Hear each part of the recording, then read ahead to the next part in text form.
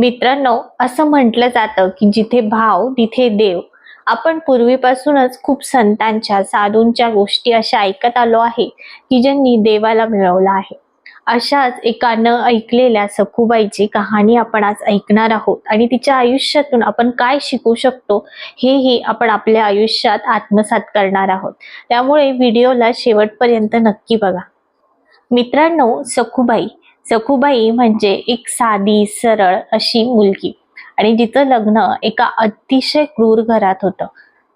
सखूबाई ही अतिशय साधी सरळ होती. तिचं लग्न झाल्यानंतर तिचे सासू सासरे सखूबाईला खूप त्रास द्यायचे. सासू तर कायम तिचा रागराग करायची. सखूबाई ही अतिशय सोज्वळ होती. ती कधीही कोणाला उलट उत्तर द्यायची नाही. जे होतंय ती आनंदाने सहन करायची आणि तिच्या विठ्ठल भक्तीमध्ये ती कायम रमलेली असायची. तिचं काम करताना, तिचा स्वयंपाक करताना, पाणी आणताना प्रत्येक वेळेस तिच्या तोंडामध्ये विठ्ठल नामाचा गजर असायचा. कायम ती विठ्ठल नामस्मरणात दंग असायची.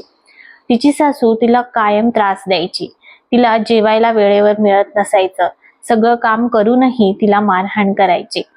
सखूबाईला तिचे सासू सासरे त्रास द्यायचेच, पण तिचा नवराही तिला त्रास द्यायचा. तिचा नवराही तिला मारहाण करायचा. असं हे सखूबाईचं आयुष्य खूपच अवघड होतं. पण तरीही तिने कधीही संयम सोडला नाही. तिने वाईट विचार केला नाही. ती कायम तिच्या विठ्ठल भक्तीमध्ये मग्न असायची. सखूबाई एक दिवस नदीकाठी पाणी आणण्यासाठी गेलेली असते आणि तिथे तिला तिची मैत्रीण भेटते. ती सखूबाईला म्हणते की का ग, तू इतका त्रास सहन करतेस आणि तू कोणाला सांगतही नाही. तुझं या जगात कोणी नाही का? ती म्हणते, आहे ना, माझं या जगात माझे विठ्ठल आणि माझी रुक्मिणी हे माझे आई वडील आहेत आणि ते दोघंही माझ्यासाठी माझ्या पाठीशी भक्कमपणे उभे आहेत. त्यावरती ती बाई हसते आणि म्हणते, अगं, ते तर दगडातले देव आहेत. ते का तुझ्या पाठीशी राहतील? ते का तुझ्यासाठी येतील? असं ती बाई तिला हसत असते. मग त्यानंतर सखूबाई म्हणते, नाही, ते आहे, माझा त्यांच्यावरती खूप विश्वास आहे आणि ते नक्की माझी ही परिस्थिती बघत असतील.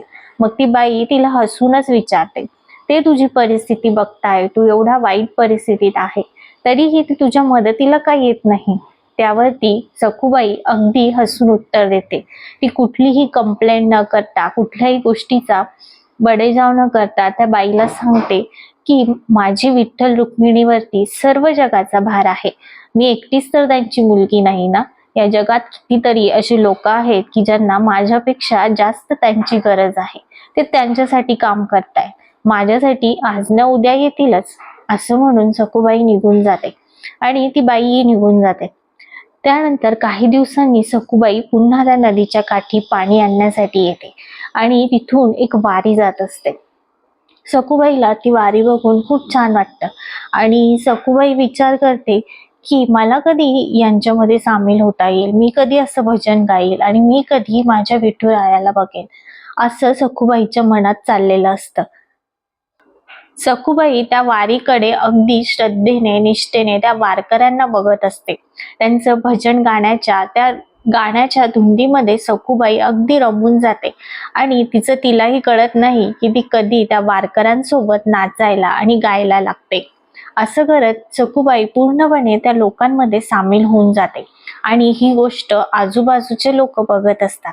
ते लोक म्हणतात की हिला अचानक असं काय झालं की ही या लोकांमध्ये एवढी रमली आहे. आणि तसंही मित्रांनो, चांगल्या गोष्टी या जगातल्या लोकांना सहन होत नाही. काही लोक जाऊन तिच्या सासूला सांगतात आणि म्हणतात की सखूबाई ही त्या वारकऱ्यांसोबत नाचते, गाते, हे तुम्हाला शोभतं का?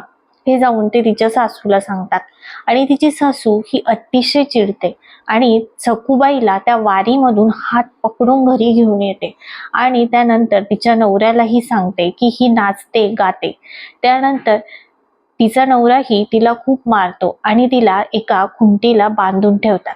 तिला अन्न, सर्व गोष्टी तिच्या बंद करतात आणि हे बघून सखूबाईला खूप वाईट वाटत असतं. ती खूप रडत असते, परंतु तिचा एकच हट्ट असतो की मलाही वारकऱ्यांसोबत माझ्या विठुरायाला भेटायला जायचं आहे, मलाही पंढरीला जायचं आहे, असं म्हणत ती रडत असते आणि विठ्ठल नामस्मरण करत असते. तिकडे विठ्ठू रुक्माई सखूबाईची ही परीक्षा बघत असतात आणि विठ्ठल हे रुक्मिणीला म्हणतात, काही दिवस तू माझा भार बघ, मी चाललो माझ्या भक्तासाठी. असं म्हणत रखुमाई हसून विठ्ठलाला जाऊ देतात आणि विठुराया तिथे सखुबाईच्या जागेवरती स्वतःला बांधून ठेवतात आणि सखुबाईला सांगतात की तू जा, मी तुझ्या जागेवरती राहील.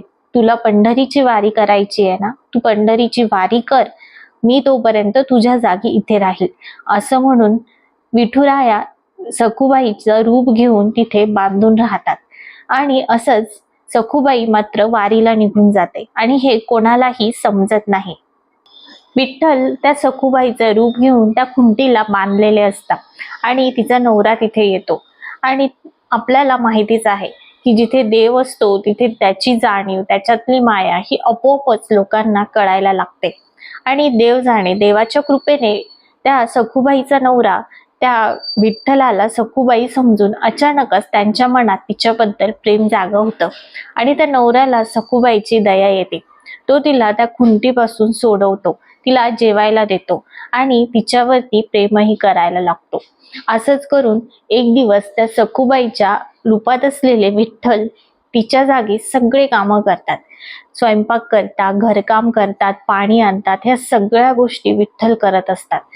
आणि एक दिवस विठ्ठल त्या सर्वांसाठी जेवण बनवतात आणि ते जेवण इतकं छान झालेलं असतं की सखुबाईची सासू तिचं खूप कौतुक करते आणि म्हणते, सखुबाई तुझ्या हातात तर जादू आहे, असं जेवण मी कधीही खाल्लेलं नाही. आणि तिच्या सासू सासऱ्यांच्याही मनात सखुबाईबद्दल अचानकच प्रेम जागं व्हायला लागतं.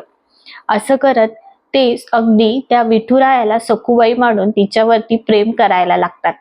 असेच काही दिवस जातात आणि सखुबाई मात्र तिच्या पंढरपूरच्या विठुरायाकडे पोहोचलेली असते आणि तिथेच तिचा अचानकच मृत्यू होतो. आणि योगायोगाने असं घडतं की त्यांच्याच गावातील एक माणूस तिथे आलेला असतो आणि तो सखुबाईला तिथे बघतो आणि तो बघतो की सखुबाईचा तर मृत्यू झालेला आहे आणि आपण हिच्या घरच्यांना कळवलं पाहिजे, म्हणून तो तिथून निघून जातो. आणि सखुबाईची पुण्याई इतकी होती की साक्षात रखुमाई तिथे येते आणि सखुबाईला आशीर्वाद देते आणि सखुबाईला पुन्हा एकदा नवीन जीवन दान देते. हे बघून सखुबाईलाही खूप आनंद होतो आणि तिची इतक्या वर्षांची विठ्ठल भक्ती फळाला येते, कारण तिला विठ्ठल आणि रुक्मिणी या दोघांचेही आशीर्वाद भेटतात. असं करून सखुबाई तिच्या घरी जाते आणि तिच्या घरी असलेले विठ्ठल मात्र त्यांचं काम करून तिथून निघून जातात.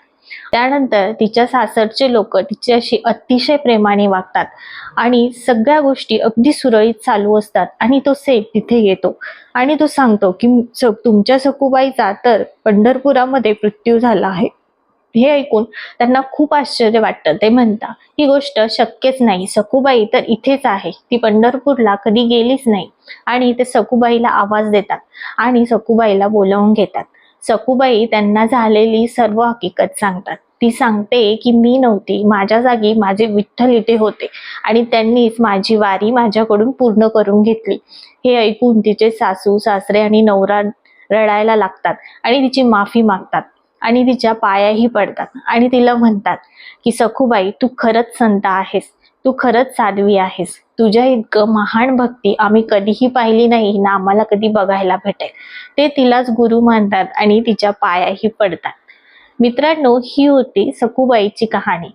यावरून आपल्याला एक लक्षात येते की भक्तीत जर भाव असेल, समर्पण असेल, तर देवही तुमच्यासाठी तुमच्यासारखाच एक माणूस बनून येईल. तुमची भक्ती जर खरी असेल तर तुमच्या प्रत्येक संकटात देव तुमच्या बाजूने उभा राहील. तुम्ही आयुष्यात कुठल्याही परिस्थितीत असाल, तिथून देव तुम्हाला नक्की बाहेर काढेल. फरक फक्त एवढा आहे की तुम्हाला देवावरती विश्वास ठेवावा लागेल, देवाचं अस्तित्व मान्य करावं लागेल. देवाला फक्त दगडाची मूर्ती म्हणून न पूजता देवाला एक माणूस म्हणून किंवा एक अस्तित्वात असलेली शक्ती म्हणून पूजावे लागेल. त्याच वेळेस देव तुमच्या मदतीला येईल. फक्त दररोज पूजा करून किंवा देवावरती फुलं फळं वाहून देव पावत नसतो. देवाला समर्पण आणि भक्तीची आणि श्रद्धेचीही तितकीच गरज असते. ज्या प्रकारे तुम्ही तुमच्या फॅमिलीतल्या परिवारातील लोकांवरती प्रेम करता, तितकंच प्रेम जर तुम्ही देवावरती केलं तर तोही तुमच्या मदतीला धावून येईल. मित्रांनो, आजची ही छोटीशी कथा कशी वाटली हे कमेंट करून नक्की सांगा आणि अशाच मोटिवेशनल कथेंसाठी चॅनलला नक्की सबस्क्राईब करा.